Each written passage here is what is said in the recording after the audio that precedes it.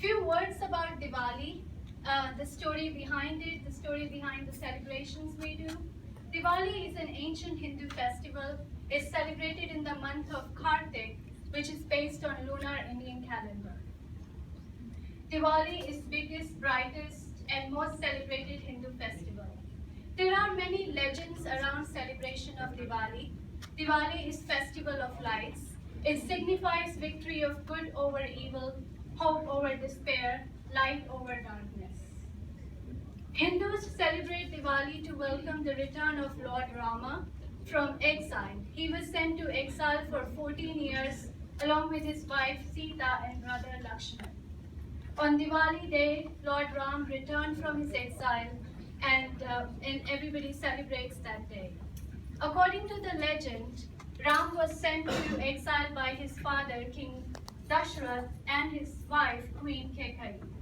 On Dussehra, which is 2 weeks before Diwali, Lord Ram killed the evil King Ravan, who had actually captured his wife, and therefore the significance of victory of good over evil, that's the story behind it.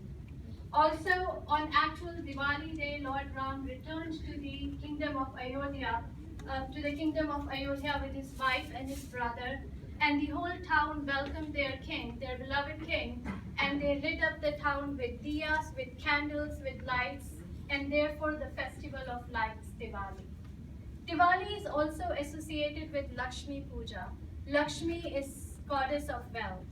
On Diwali day, people believe that Lakshmi will visit them, or goddess of wealth will visit them and bring a lot of wealth along with it.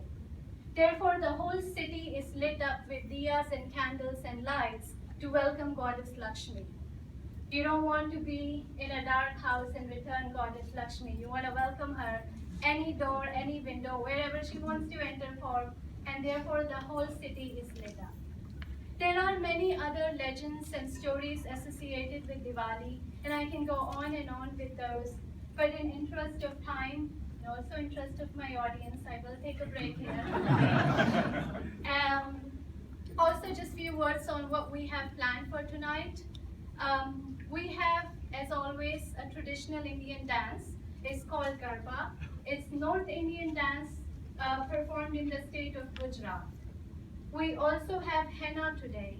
Henna, as I mentioned, is a traditional Indian art of temporary tattoos.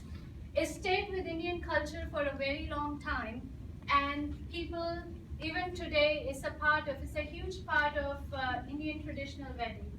Henna night is a ceremony in itself.